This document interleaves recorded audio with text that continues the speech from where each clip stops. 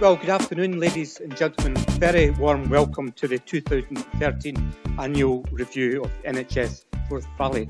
I'm delighted to see so many people here. I'm Alec Langston, I'm chairman of the actual board. Delighted to have the Cabinet Secretary here today, along with John Matheson, the Finance Officer, and Paul Gray, the new Chief Exec of NHS Scotland. So very warm welcome. I just want to set the scene. You've got a copy of our annual report as you come in. I hope you find the time to read it. A lot of good information about our achievements. And I really just want to bring out some of our achievements and the challenges and our priorities going forward. I'm not going to repeat everything that's in this. I hope you will find time to do it.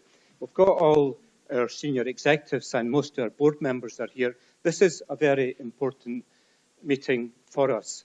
So we've got plenty of people here who are here to answer your questions. So this is primarily your slot where you can ask questions of the board or of the Cabinet Secretary on health matters.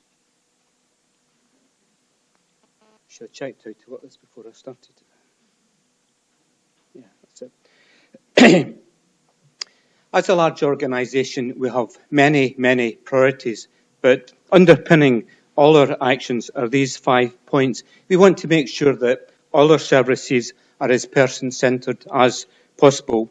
We want to make sure all our services are of a high quality, delivered safely and delivered as cost-effectively as possible. We don't always get it right, but the vast majority of times we do. We want to make sure we cater for all the needs of our communities, irrespective of their circumstances. We work in partnership where it's appropriate, particularly with our local authority colleagues and the voluntary sector, but we work with a whole range of partners. And very much we listen to patients' experiences, to patients, carers and the public, and very much use that information to shape how we develop services.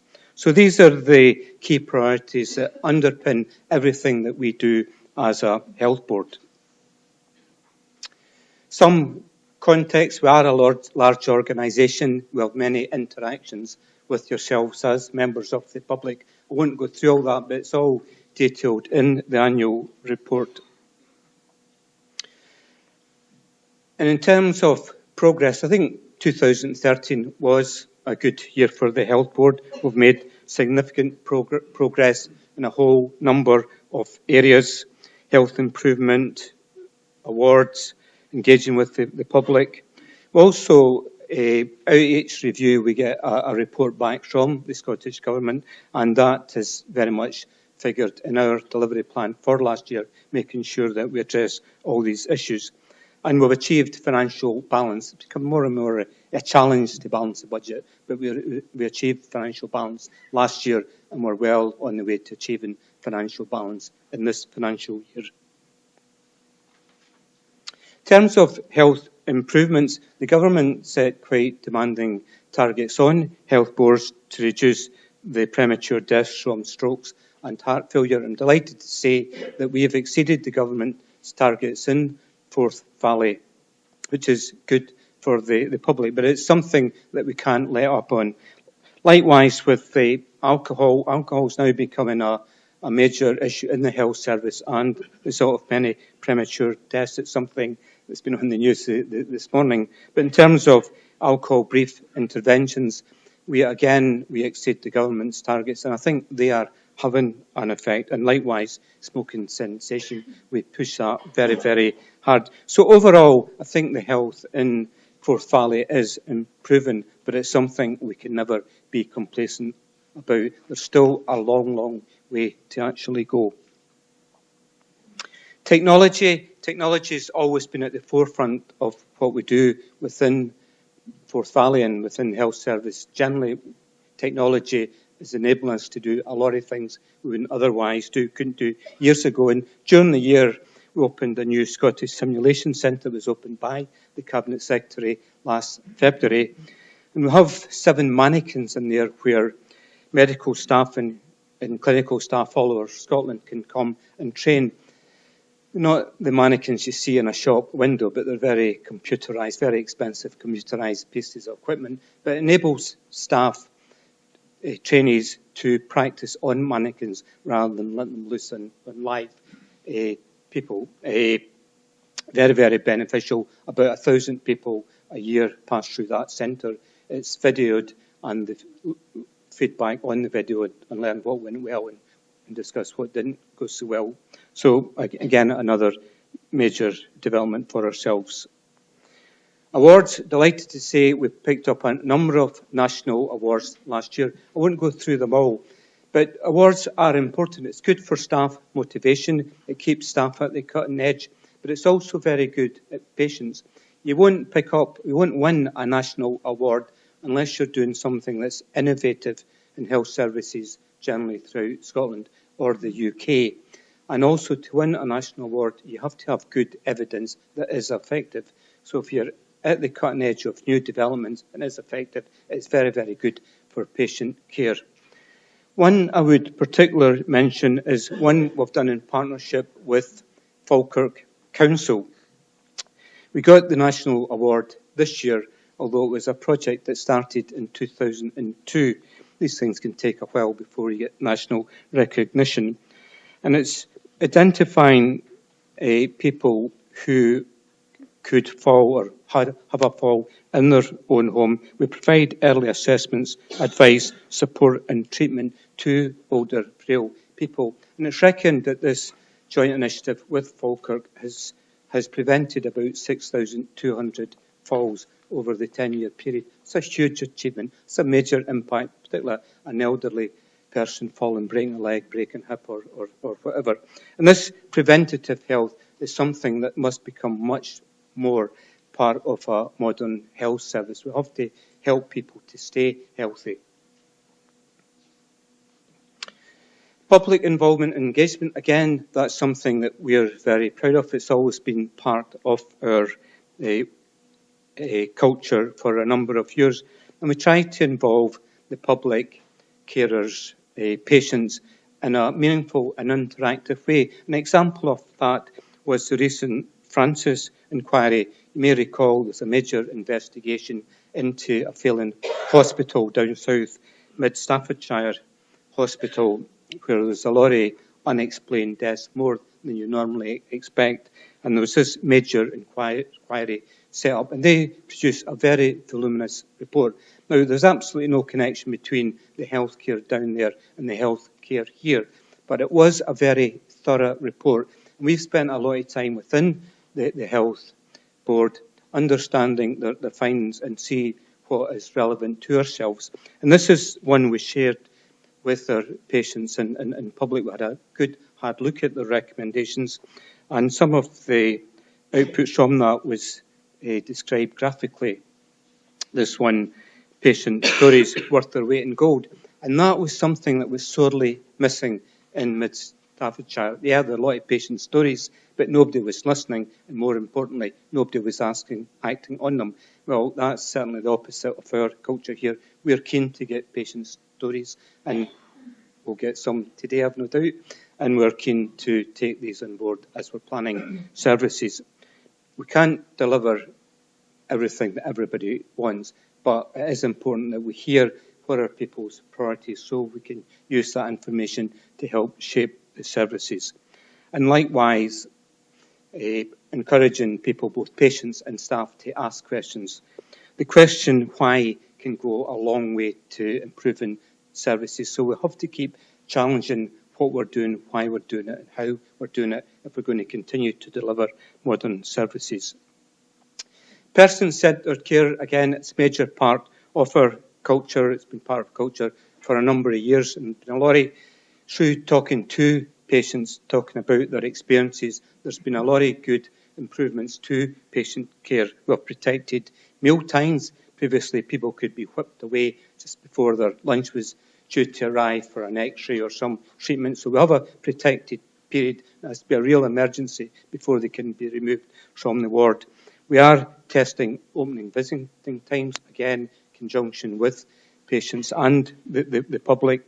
We have a butterfly scheme where we know that somebody has cognitive impairment like dementia, we will put on their medical record a butterfly, and that signifies to all staff that that person has dementia or some similar illness. We've been training up staff on how to deal with people with dementia, and that ensures they get the best possible care. Likewise, we've been doing some work with young carers. Our equalities unit had a meeting with members of the public, and there was some young carers there, and they particularly highlighted problems that they were experiencing with the health service. Now, these young carers are young school children, but they are the main carer, either for a parent or one of their siblings. And they just weren't being listened to. So I've done a lot of intensive work with them, along with the Prince's Trust Carers group, and it resulted in a DVD being made. It's now on YouTube, and that DVD will be used in staff training to raise the plight of young carers and in particular challenges they face with the health services. So these are some examples where staff are going that extra mile to make sure we meet the needs of all our community, irrespective of their circumstances. Now, it would be wrong to give the impression that everything is straightforward within the hospital, that we're on top of everything. We have major challenges: emergency daycare in the 4-hour target, delayed discharge, waiting time targets. I'll come on to these in a minute. Staff absences, it's way above the government's 4% target. We have reduced that quite a bit in the last year, but we're still not hitting 4%, so there's still more work we need to do. But emergency care in the 4-hour target, major problem. A lot more people are coming to accident emergency, and it's in danger of swamping the system, particularly when they're frail, elderly people who are coming in at nights, weekends, public holidays and such like. So we're introducing a whole raft of new measures to try and handle that better. It's not the best thing all the time just to admit people to hospital. People lose their confidence and their strength very, very quickly. So we've got a lot more senior staff on the front door where they can give expert diagnosis and discharge people back home.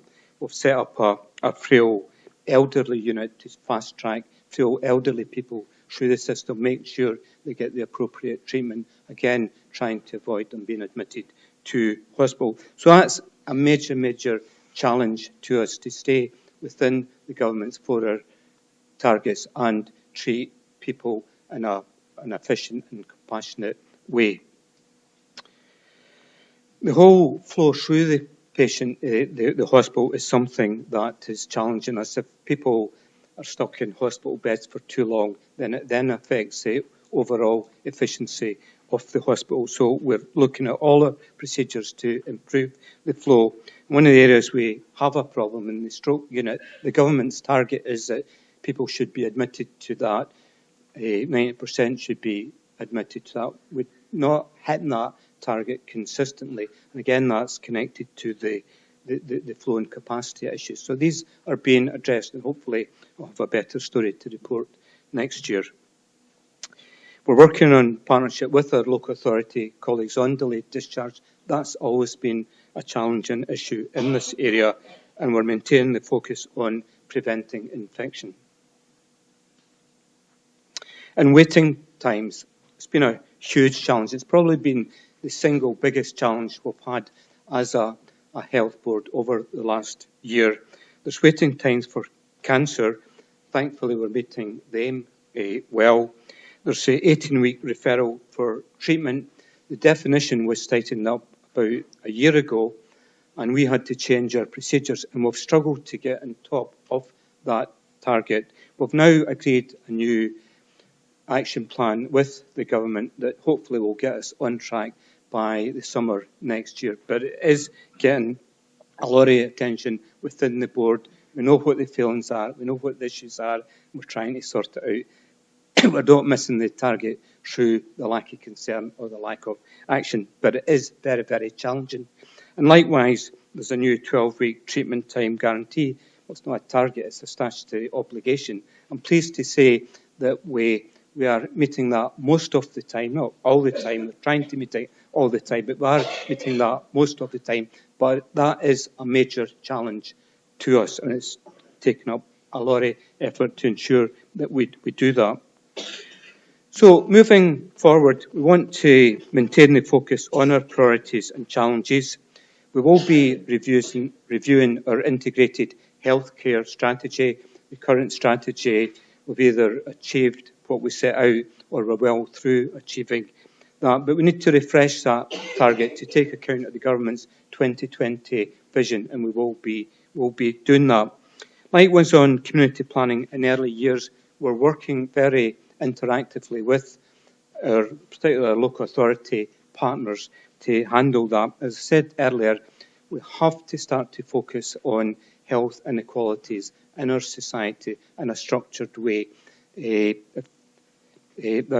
Most people, I think, are taking much better care of their health, but there is a minority, either through life choices or life circumstances, have poor health. We have to do everything that we can to improve that. We've got integration of adult health and social care. It's going to be a statutory requirement. We're working hard with our local authority colleagues to take that forward. And we're also working with the Maggie Centre, and that's an artist impression of the new Maggie Centre. They have now applied for planning permission to Falkirk Council, and all going well, that should be in situation by the middle of 2015. I think that will be a very welcome addition to our very excellent oncology unit. So very much look forward. While that's been provided by the Maggie Centre, they've raised the money. We are working very closely with them to facilitate it. And the final slide I've got, I just want to underline our overarching priority of working and listening with patients. That's the thing that should drive the health service, and that's what we want to make sure does drive the health service. We want a health service that we're all proud of, is relevant to people's needs, whatever these needs are, and working together we can achieve that. I'd also like to thank all my staff for the tremendous effort they do. Cabinet Secretary's seen some good examples of what they're doing today. The volunteers who added value to what we're doing, to fundraisers, and there was a group when I was in here on Friday selling raffle tickets, and that the money that they raise goes a long way to make people's care as good as it can be, and all the partners that we work with. So that's all I want to help setting the scene. As I said, I'd encourage people to read our annual report. A lot of good information in that. I'll now pass you over to the Cabinet Secretary who wants to address you. Then we'll invite questions from yourself. Thanks very much.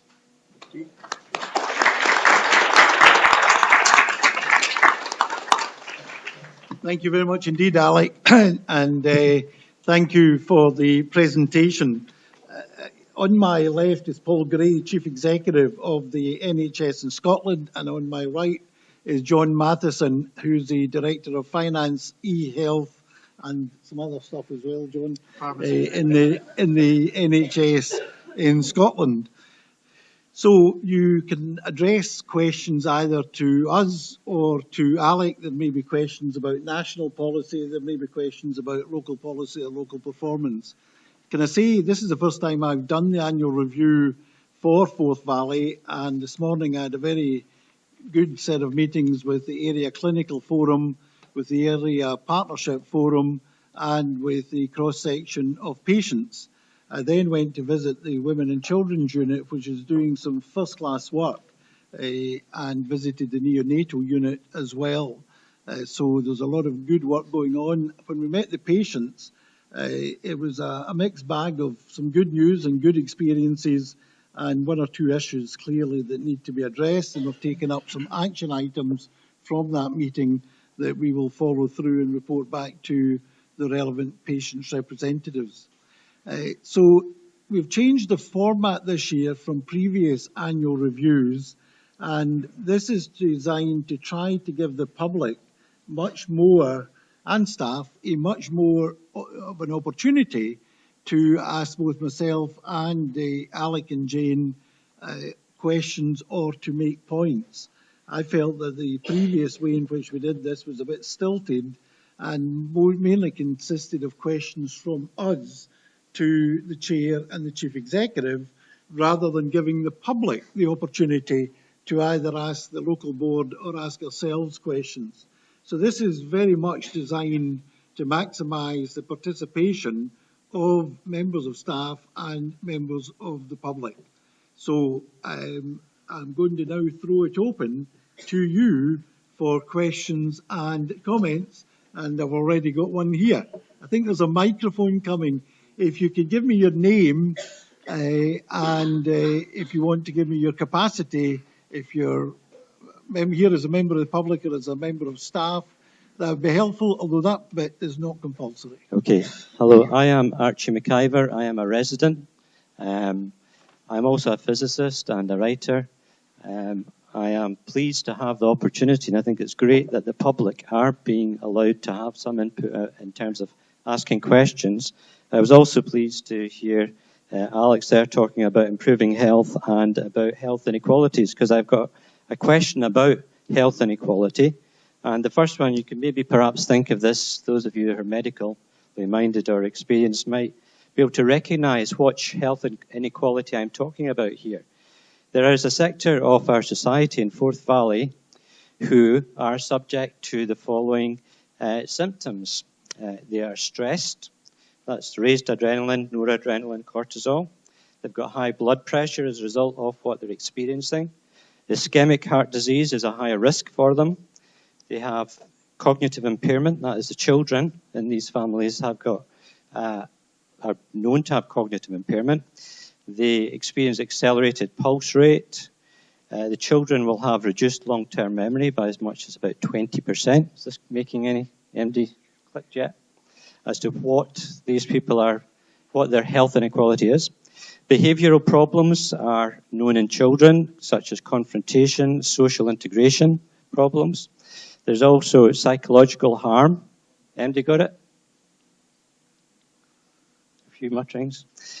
Psychological harm, including a symptom known as learned helplessness, which is a severe drop in motivation because of this. This is the easy one: sleep disturbance and deprivation, and also as a result of that sleep disturbance, lowered immunity levels. Now, you might think that type of thing can't be going on. Does anybody know what it is in our community? Well, it's exposure to noise, high levels of noise and vibration. And this is going on in our community on a daily basis. Now, you might think that this is being dealt with, but I have looked into this very thoroughly, and at the moment it is not being dealt with. The people who are being exposed to this have no protection whatsoever. This is despite the fact that there was a new railway put in with promises that they would be protected. To give you an idea of the noise pressure levels, I've got here. Archie, I need to give other people a chance to come All right, I'll try and be very quickly. This is documentation from Forth Valley Health Board about the health impact of noise and vibration on people. There's about 500 pages of World Health Organization reports, and the noise levels are 4 times louder than what's recommended in there, and the noise pressure levels are 100 times higher. So I've noticed in your document there that you're telling people about smoke and the effect on pets, but nobody in Forth Valley Health Board is telling people that these noise levels are harmful to their children and to themselves through higher blood pressure, through the stress effects of this night after night. They don't know about that. And I'm just asking, is it somewhere on the agenda? Is Forth Valley Health Board going to have an input into the local authority to tell them that what the actual health risks are, and to tell the public what risks they are at? That's my question. By the way, I do have a handout. I know I've got time limit, but if anybody wants more information, I can give them a handout on that towards the end. Archie, I'll ask Alec and Jane to answer the question, but to be honest, it's more of a question to the local authority and the health and safety executive rather than specifically to the health board. Well, but you asked if the health board had any... It's a public health issue. Let me finish. Yes. You asked if your specific question was, does the health board have any plans to make representations effectively and on the matter? And to inform the public of the risk levels of those noise levels. Well, Yeah, I understand I'm obviously new to this, but we have been in dialogue with you, I think, Mr McIver, for some time, and we have sought to try and address some of the issues you've raised. It is a difficult, complex issue because it's not entirely within the Health Board's remit, but I know that Graham Foster's here, who's our Director of Public Health, and he would be happy to maybe add to that a little bit, but it isn't an easy issue to solve on behalf of the Health Board. It isn't, but we have been in active dialogue trying to resolve it with you and with other colleagues. Graham. Sorry. Thank you. Graham, do you want to stand up? I'll stand up so you can see me. My name is Graham Foster. I'm the Director of Public Health for NHS Forth Valley. I'm an interim director, so I'm quite new to this as well. I apologise for that. I do know a lot about what's going on around the railway, and I think I would just like to reassure everyone that actually we are well sited on that railway. We are not in a position of having a statutory authority to do anything about our railway per se, but we are in a position to provide advice and guidance to local authority and health and safety executive, and we would expect to do that. We don't have local experts in noise, but you can imagine there are thousands of miles of railway line and other heavy industries around the UK. There are tens of thousands of people who live close to those, and so there are lots of experts in the UK who can bring knowledge and information. And largely what we've done as a team is gather that information from national bodies and pass it on to people who've been asking about this. Stirling Council have formed a review group to look at the Clackmannanshire Railway, and we will of course participate fully in that review group and keep taking that information to the review group, and we'll feed that on to the organisations who do have responsibilities. So hopefully that will allow us to move forward. That's really where we are. Thank you. Okay, next question of somebody up here.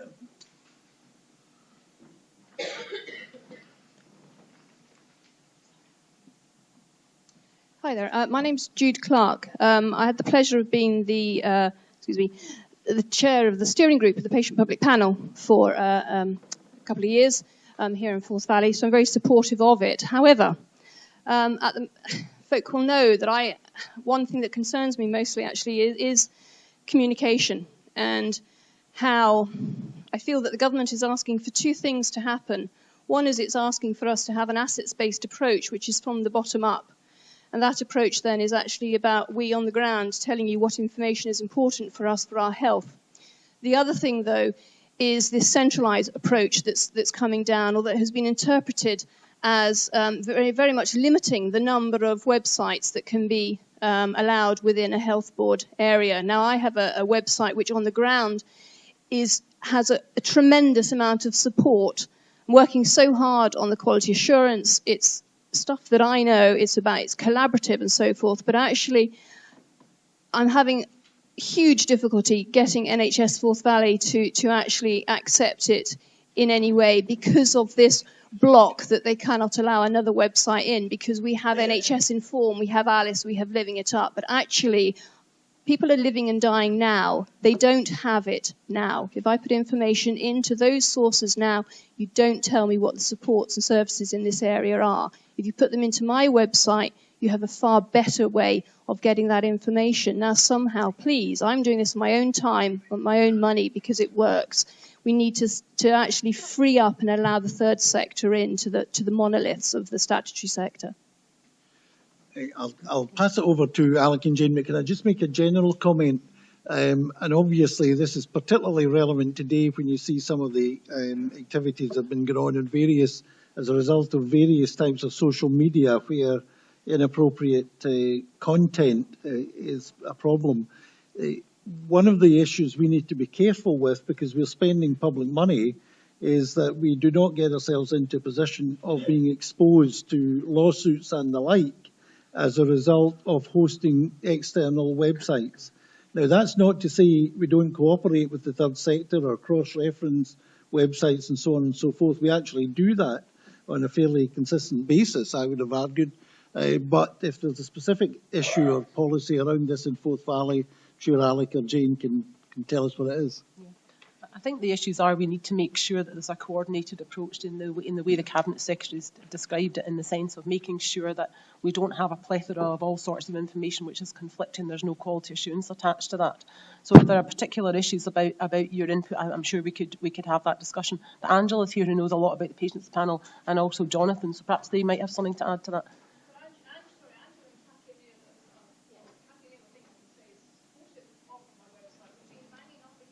Okay. Okay.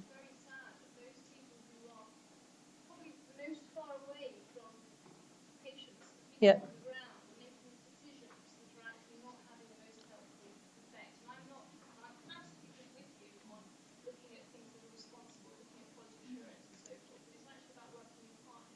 Okay. Okay. Could we just let Angela? Yeah, for a second, if you don't mind. Angela, do you want to stand up? Please. Thank you. Jude's obviously made reference to the fact that Cathy and myself are going to do all that we can to work with our communications team to see if we can resolve that, notwithstanding all the support, all the comments that other people have made. And I think you've recognised that yourself, Jude. So we're going to do all that we can to support that. So we were on the case around that one. No, if that's fine. okay, Okay, you can leave that one with us. Yeah. Okay. That's fine. Thank you. Okay. Next. Who's next? Yeah, somebody up here. My name's Jim Cowan. I'm one of the hats I wears, member of the Tobacco Action Group. No matter how much work is put in by NHS Forth Valley and all of the other health boards, a policy will not stop people smoking on health grounds. Is there intent in the future from the government to ban smoking in the grounds of all NHS hospitals, health board areas? We've actually already taken that decision to ban smoking in all health board grounds. The issue is, and the challenge is enforcement, actually. That's the real issue. And the difficulty we have, I think, is that some of the grounds are very extensive indeed. And there's a danger that we could end up spending a lot of money on enforcement, which would then divert resources from other areas of NHS spend. So we are looking at different ways in different ward areas of trying to get effective enforcement without diverting resources from much needed other NHS services. But it is very challenging. It can be quite difficult, particularly in those larger campuses where there's a lot of grounds and so on, where people can go and probably you need an army of people in some areas to find people who are out smoking. But nevertheless, that is our policy, and that is that nobody should be smoking within an NHS campus.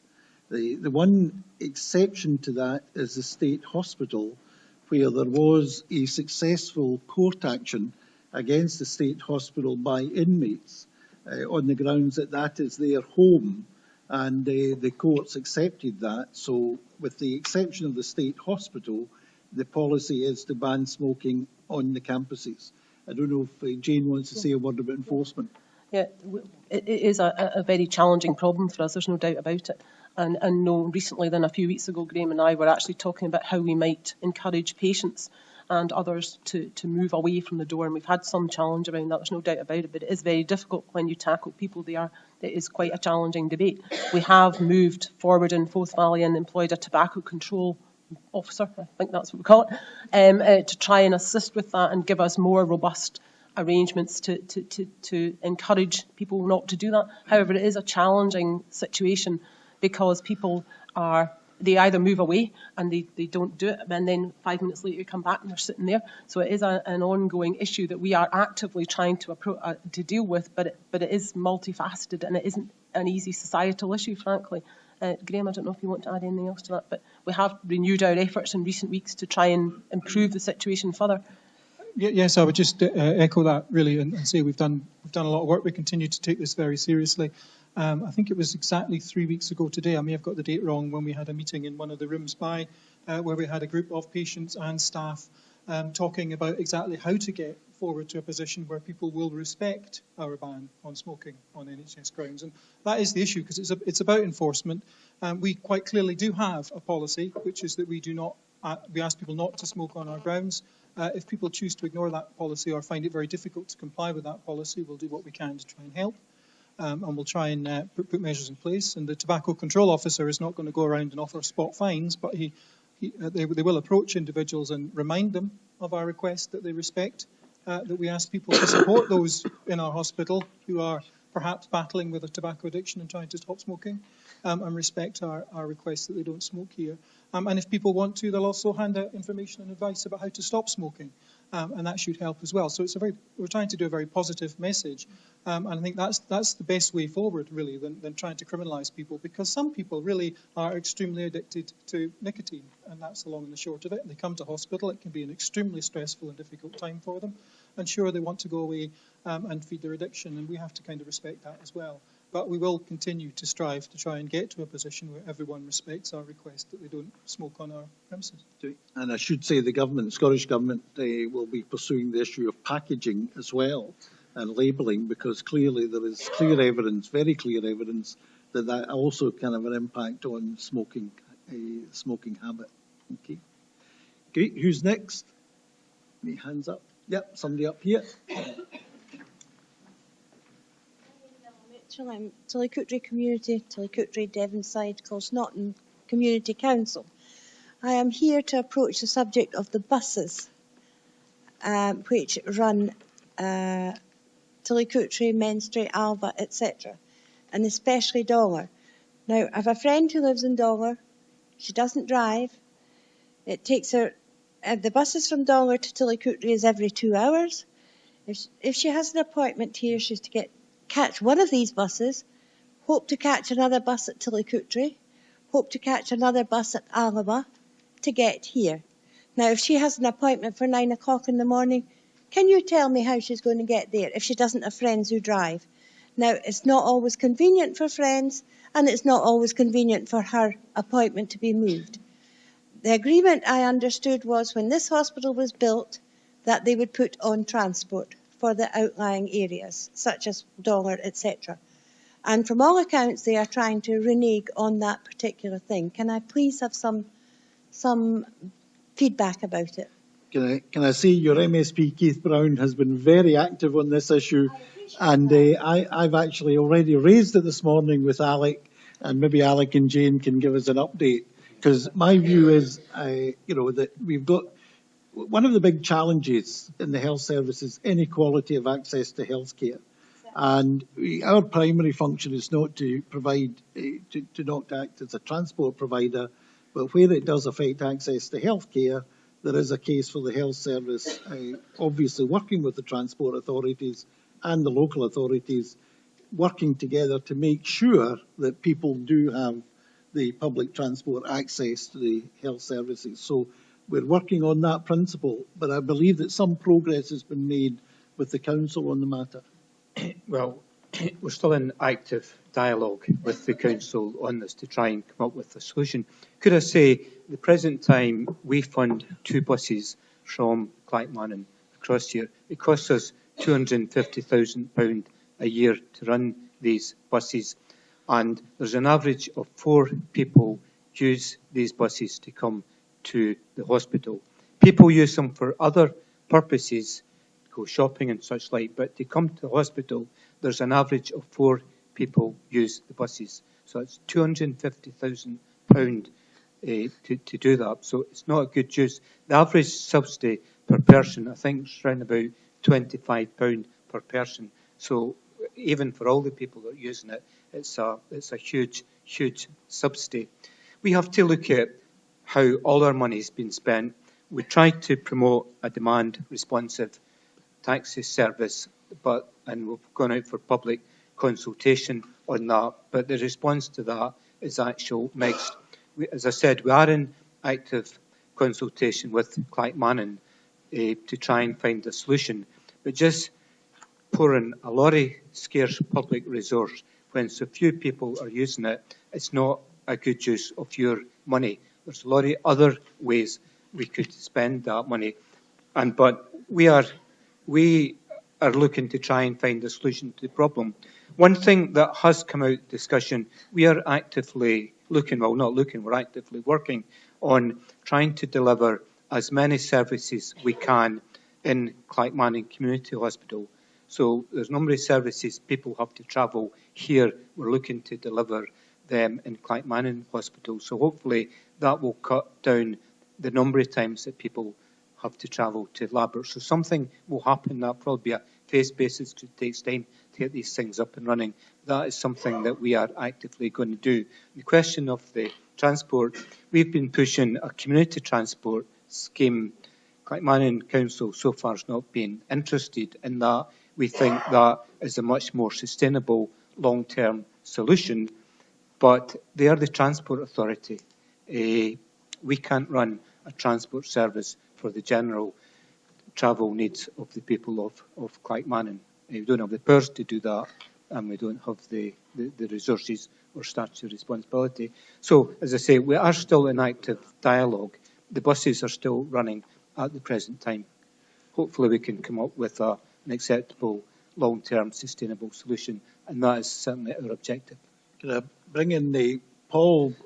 Before taking up his new job 2 weeks ago as the Director General and Chief Executive of NHS Scotland, he was the Director General of that part of the Scottish Government that included transport. So he is the man to solve the problem. I had local government, but I'm afraid transport was elsewhere. But anyway, I'm not going to dodge that point. I mean, it's a very important point about access. And I actually had a question, it's unprompted, so I apologise to both the Chair and the Chief Executive. A good point made about the convenience of appointment times as well. So this is not the solution, but as a recognition of the problems that some people might face. I mean, what should someone do if they're offered an appointment at a time when, frankly, it's just not going to be feasible, either for family reasons or other reasons to take that up, without the patient then feeling that, but it's, that means it'll be another 3 or 4 weeks before I'm seen. So just interested to know what flexibilities the board can offer around situations like that. Clearly, we also, in addition to that, we also want to minimise patients who can't attend and DNA rates and all that kind of stuff. So it is important we do that in terms of reminding patients when their appointment is. But I think the patient-focused booking emphasis of actually proactively seeking when patients think they can come is an approach that we need to roll out. We've done it in pockets, but we haven't done it uniformly in Forth Valley. But I think patient-focused booking is certainly the area where people get a letter saying you're on the waiting list and phone for a suitable appointment. So therefore they can then select a time which suits them, and we need to be responsive to that, because some people, as you say, can find it more difficult than others, and certainly we should be taking on board exactly those issues about can we provide a health service which is efficient but also flexible to individual needs. So I think the rollout of patient-focused booking would help that a lot, and we also need to make sure that patient-focused booking doesn't suit everyone, because there are vulnerable patients who deal with that. So we need to make sure there are multiple ways where people can interact with us, and that's something that's actively being discussed as we speak, because I think that is an important issue for us. Can I just say, once hopefully agreement is reached with the council on the way forward, I'm sure efforts will be made to make sure that everybody's notified in the Clackmannanshire area, but hopefully, I'm hopeful we'll get a solution to this sooner rather than later. Okay? The lady in front. The leader of Clackmannanshire Council to comment, because it seems to be one person saying one thing and one person saying the other. Okay. I can confirm that the council are in ongoing discussions with the health board. I don't know if the council is against community transport or demand responsive transport in general. There have been specific proposals that have been put to the council, and they've not found agreement. But there are discussions ongoing, and I would hope that in some way, shape or form, we are aware of the constraints the health board are under. The council are under similar constraints, but I think there is a larger issue that ties into equalities. I know the demographic of the constituents in Clackmannanshire that I represent. That probably gives me the biggest cause for concern. But I would hope if the discussions continue, we can sort something out. And we should emphasise, of course, the transport's not just for patients, it would be for visitors as well, because very often, obviously, visitors would use the transport as much as patients and carers. So,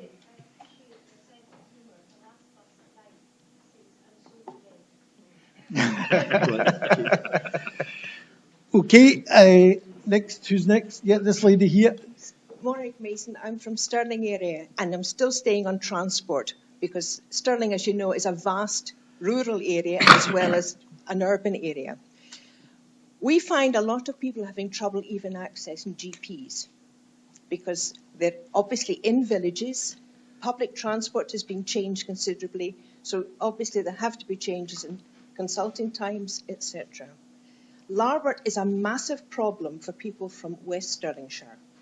A friend of mine took 10 hours to visit a patient here and home. 10 hours travelling is not acceptable. Surely we should start to look at how we get to our health care. There are massive parking problems here. I think we all know them. They're ongoing. Clackmannan has a very good parking system. Stirling's still good, and so is Falkirk. Surely we should be asking Scottish Government to look further at its policies of green and saying, but we do need to get people to healthcare. We can't keep moving our healthcare professionals out into the community. It's too wasteful. But if we could move the patients more efficiently in. There are dialer journey, there's the RVS scheme. Some people can't afford these. So we need to look at a more sensible way of moving people to the healthcare, and I think that's a Scottish Government, not a Forth Valley Health Board one. Well, in fact, we had a very big study on this that reported last year on transport in relation to the health service. And we are looking at various innovative ways of trying to tackle particularly the rural problem. One way in which it can be tackled to some extent is by much greater use of telehealth. Particularly, say, for consultations. Now, one of the things I'm keen to introduce is the concept of e-consult.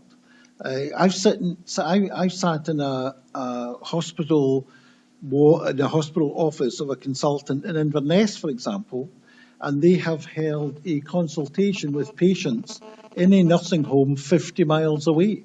And the patient doesn't need to move from the nursing home. And the extensive use of telehealth, I think, can go a long way to helping us with this problem. So we shouldn't just see it as a transport problem. We should also see it in a wider context. And telehealth, I think, in future has a big role to play in how we solve those problems. And we're investing very heavily now in telehealth. And that, I think, would improve the service to people living in remote and rural areas. There are other things. For example, I actually think that most people would prefer as much treatment at home as they possibly can get, rather than having to come to a hospital. And again, that's a key part of our strategy, is to do that. That's one of the reasons we're integrating health and social care, so that we can make much more effective use of both our healthcare and our social care resources by working together in an integrated fashion. But it may well be that some kind of joint effort, more of a joint effort is required by the local authorities, Transport Scotland and the Health Board, to look specifically at the needs of the rural area that falls within Forth Valley. Because clearly we want to ensure that people can access the health service when they need to access the health service. Okay. Next. God, this is a very tame meeting. I did Glasgow last. That wasn't tame, I can tell you. Somebody up here. Good afternoon. It's Graham Rose from the Royal Voluntary Service. Just to try and help the lady who had problems with transport from Clackmannanshire. If you want to just give me a shout afterwards, I think we can try and help you with that. We have a transport service that operates from Clackmannanshire. I can come into here. Well, So I suggest that also the council and the health board might want to talk to you. You can become a very popular guy. If you wait behind after the meeting, I'm sure Jane and the council reps would want to talk to you as well. We have something going out of Little France in Edinburgh, the big hospital there, right. Patient transport. And we have a GP service also in East Lothian, which is highly successful. Excellent. So there are models around this that we can help with, the third sector can help with. Right. It is funded by the patient at this stage. Right. Okay. So the GP transport one and the East Lothian one isn't, but the one in Stirling is funded by the patient. Yeah. So I just wanted to, if you want to give me a shout afterwards. I've got a And in card all here. seriousness, I'm sure the health board and the councils would want to talk to you. We would Yeah, certainly, and I think we are very keen to work with third sector organisations to make sure there's Absolutely. a sustainable and accessible service for all of our patients, Yes. whether they be in the urban or in the rural communities. So we'd be very pleased to do that. Thank you. Becomes more flexible as well. Yeah. Yeah, Third sector. brilliant. Thank you. And just to say that I was privileged to visit the Royal Voluntary Service in Stirling a few months ago, in August, in fact, and saw and was able to speak to some of the volunteers who provide the service there. And I think one of the issues, just to feed in from the point of view both of the local authority and the health board, is that I think we need to make it easier for the voluntary sector to contract for services. And I mean, I would say that we're, just before anybody says that I'm pushing this all onto local government and the health service, I think in government we need to get a lot better at that too. The contracting arrangements can be quite complex and onerous, and when in fact what's being offered is a flexible service operated by volunteers. And I know that through some of the work that colleagues are doing on procurement, we're trying to simplify that, but I would encourage everyone involved to be as flexible and innovative as possible to make use of what is available. Otherwise, we can get caught up. Yeah. Okay. Any other? Yeah. Somebody down here. Am I allowed to go? I'm Johnny Cuthbert, and I used to be involved very heavily in medical ethics. And I'd be interested to know, if any of you do know, how much medical research is carried out in any 1 year. Do you know how many projects there are that are carried out in a year? No. I think I'll pass that to the medical director, if that's all right. Right. Is this within Forth Valley, you mean? Yes. Right. Okay. Peter Murdoch, the interim medical director. Most of the projects that we're done are part of larger studies and collaborative studies with other areas, but I can't tell you the exact figure. I think it's something in the way of 50 or 60 projects of various kinds that we have input into.